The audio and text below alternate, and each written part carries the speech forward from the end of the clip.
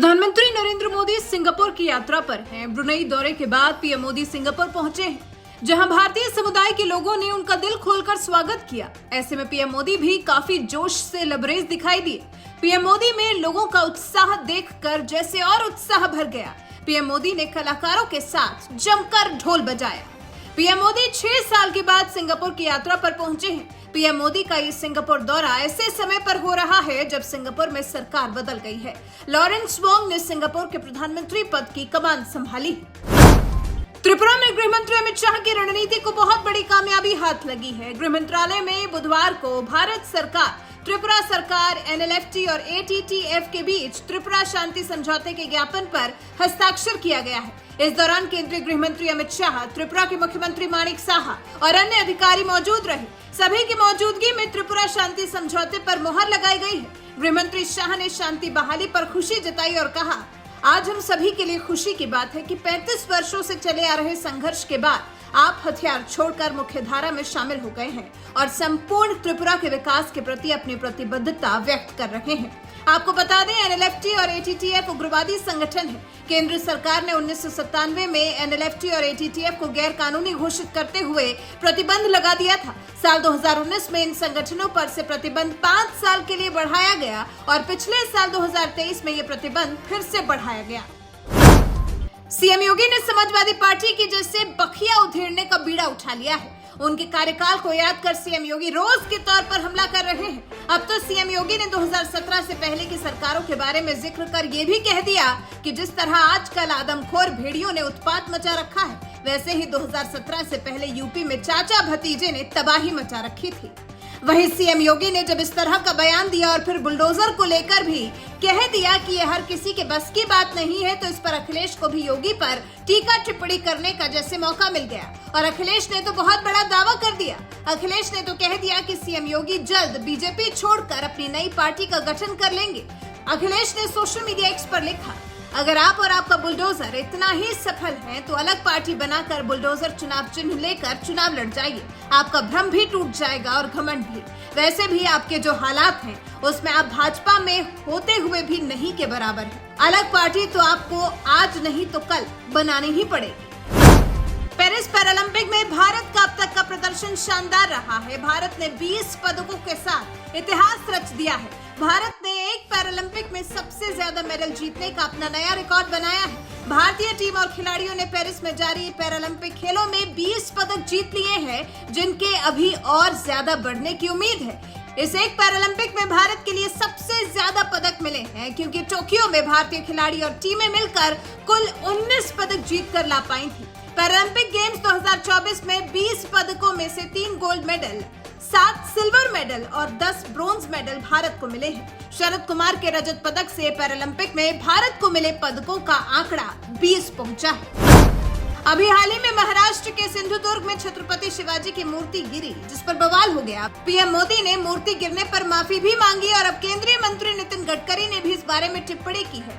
नितिन गडकरी ने कहा है कि अगर शिवाजी की मूर्ति स्टेनलेस स्टील से बनाई गई होती तो ऐसा नहीं होता। सुनिए केंद्रीय मंत्री नितिन गडकरी को।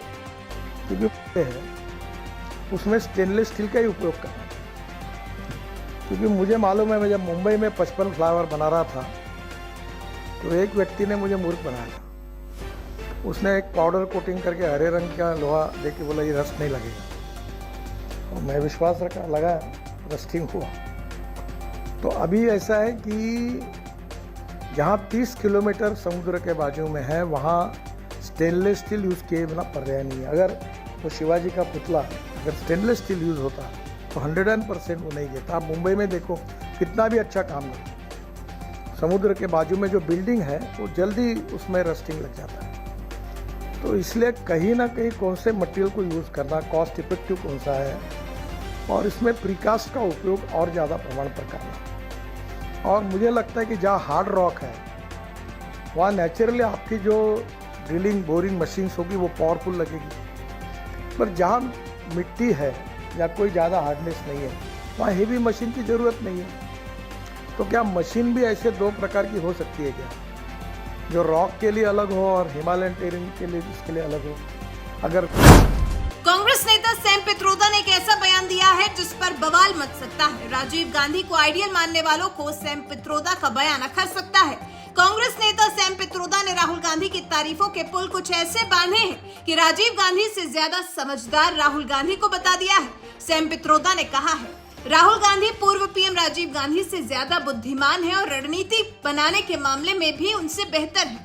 लोकसभा में विपक्ष के नेता राहुल गांधी में प्रधानमंत्री बनने के सारे गुण हैं। फिर सैम पित्रोदा ने हालांकि ये भी कहा, राजीव गांधी थोड़े ज्यादा मेहनती थे, दोनों का डीएनए एक जैसा है, दोनों नेता आइडिया ऑफ इंडिया के संरक्षक हैं। गांधी परिवार के करीबी और इंडियन ओवरसीज कांग्रेस के अध्यक्ष सैम पित्रोदा ने ये सभी बातें एक इंटरव्यू के दौरान कही हैं। इन्हें लगता है कि राहुल गांधी की गलत इमेज बनाई गई है।